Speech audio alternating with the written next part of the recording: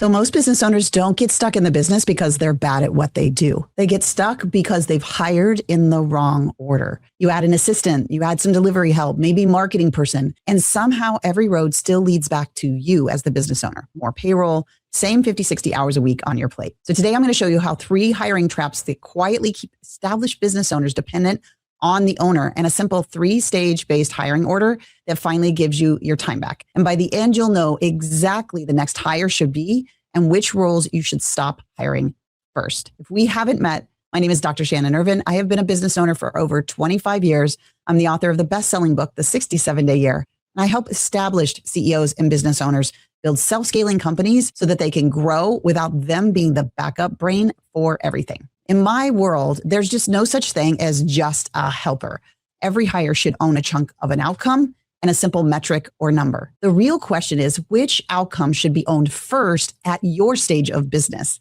If you're somewhere between about $500,000 to $3 million a year with 2 to 12 team members, and every hire has made you busier, this will show you why and what to fix next. So let's start with trap number 1. Trap number 1 is what I call the helper pile. You hit 2 to 4 people, you're drowning in tasks, and the instinct is, I just need someone to help. So you hire smart, kind people, but they're owning low leverage outcomes, inbox zero, calendar, random urgent tasks, right? You're still the one person who owns a real client result. So why does this matter? On paper, you're not alone. In reality, everyone waits for you to define what done is. You still have to touch every important client outcome to just make sure. Your calendar fills up with reviews, approvals, quick questions.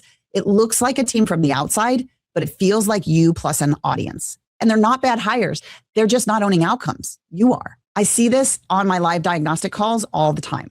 Owners will say, I have a 3-person team now. So will this really change anything? And when we sit and map the team, the answer to that question becomes really evident. No one besides the owner actually owns a result from start to finish. Everyone helps. Nobody leads an actual client outcome. That is a broken hiring order constraint. So I want you to steal this system. At 3+ people, the next seat you need is your first non-you person to own a client result end to end. For example, every new client is fully onboarded within 7 days with X, Y, and Z complete, or all weekly deliverables are shipped by Friday on spec and on time. This person doesn't help with clients. Their job is to run that slice of delivery so you don't have to. And then you want to make it a system. So before you post the role, I want you to define 4 things. What result will they own without you? What 5 to 7 steps create the result? What metric tells you that it's working? Example, like percentage of onboarding time. And decisions. What can they decide without asking you? Their weekly rhythm should be built around that outcome and that number, not your inbox or your questions. So at 3+ people, your next hire shouldn't be more help. It should be the first person besides you who owns a client result start to finish, so you can finally step out of that piece of delivery. Now let's look at what happens when you grow a little bit past that. So trap number 2 shows up around 5 to 8 people approximately, of course. Everyone is busy, things are breaking, and the go-to solution is we just need another fill in the blank warm body, another salesperson, another account manager, another assistant, another coach. You get the idea. You add more volume, but no one owns the actual operating flow of the business. Why this matters so much to you is at this size, your real problem usually isn't we don't have enough people. It's no one is responsible for how we run the week, run the day-to-day ops of the business. Handoffs get messy, projects stall in the middle, and everyone is working so hard, but you're still chasing updates, running the meeting, and remembering who promised what. You don't feel like a CEO here. You feel like a project management or maybe even an air control officer, right? Air traffic control person. So I talk to business owners at this stage who say things like, we have 7 people on payroll. Why do I still feel like I'm wearing almost all of the hats? When we look closer, here's what's missing. No one owns the calendar. No one owns the meeting. No one owns the follow through. So every loose end comes back to you. So I want you to steal this system. I call it the right hand operator. At 5 to 8 people, the next seat you need is one person who owns the operating flow and the process of the business start to finish. Their job is 3 things. Run the weekly leadership meeting. That's agenda, notes, follow up. Keep a simple company dashboard updated, 5 to 10 core numbers, and track who promised what and make sure it happens without you chasing. Now, the title here can be ops manager, integrator in training, project lead. The label matters a lot less than the outcome. They protect your calendar and they keep the machine running. And then you've got to make it a system. You got to give them clear lanes. Like before every week, they prepare the agenda and pull the numbers.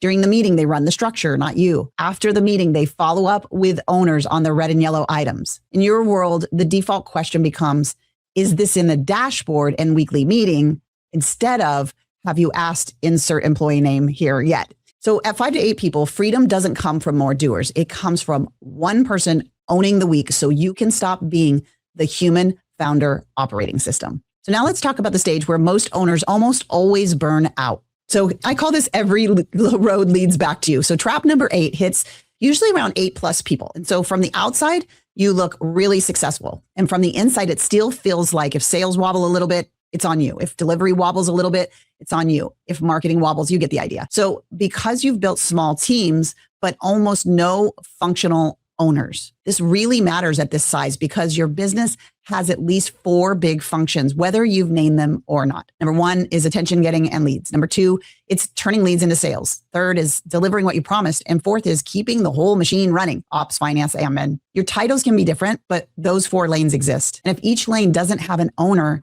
you are the default owner. So even with 10 or 12 people, you still can't step away for a week without mentally keeping an eye on everything. I've had clients at this level who were terrified to take a real vacation, not because the team isn't talented, but because no one can say sales is on me this week or delivery or marketing is on me this week. So time off becomes just working from somewhere else. That's portable burnout, not freedom. So I want you to steal this system.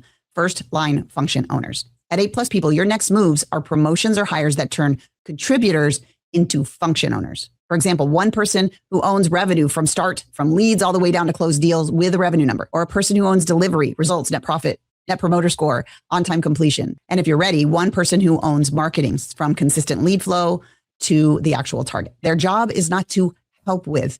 Their job is this function, and this small set of numbers are yours. And then you want to make it a system. So for each core function, pick one owner, no shared ownership, give them a simple 3 to 5 number scorecard that they're responsible for, meet with them weekly to review those numbers and help unblock them. Direct the team through them, not around them. If people can still bypass them and come straight to you for decisions, you didn't change the system. You just added a title. Tough love, I know, but I did it myself. So I wanted to share it. So at 8+ people, adding more bodies won't fix the feeling of being trapped. Turning your best people into function owners will. Now let's fix this if your team is already out of order and you're like a little stressed about it hearing this. So if you're watching this and thinking, oh, Shannon, I've already hired in the wrong order.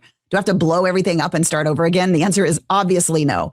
You don't need a new team. You need a new ownership map. So here's a simple 3-step reset for the team. Step 1 is map helpers versus owners. Take your current org chart and put each seat into one of 2 buckets. Outcome owners, that's people with clear results in a number, or task owners, people who mostly take assignments. Then step 2 is identify your stage right now. 2 to 4 people, you need your first non-delivery owner. 5 to 8, you need a right-hand operator for a weekly rhythm and process. And 9+, you need that function owner for revenue, delivery, ops, and marketing. Make the correction in the next 30 days.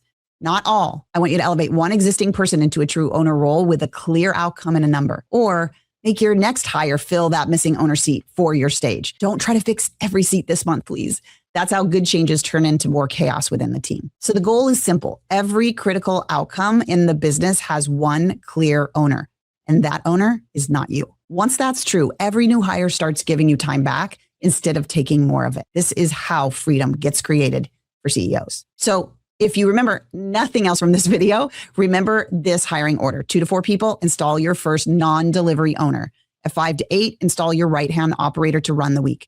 And at 9+ people, install function owners over revenue, delivery, ops, and marketing. Every hire is an owner. You're just upgrading the type of ownership as you grow. That makes sense, right? Then if you're thinking like, this is exactly why my team keeps pulling me back into the middle, your next step isn't another random hire. Your next step is to diagnose which ownership seat is missing right now. That's what we do inside the free self-scaling business diagnostic that I do live. It's a live workshop where I walk through and help you score your CEO system, your team system, and your profit system so you can see exactly where the business still depends on you and which role to elevate or hire next. So click the link below this video and register for the next live session and bring your org chart.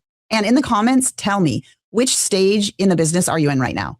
Which owner role do you need to install next? And if you're ready to learn more, click here to watch more videos about the Scaled CEO operating system. Until next week, bye for now.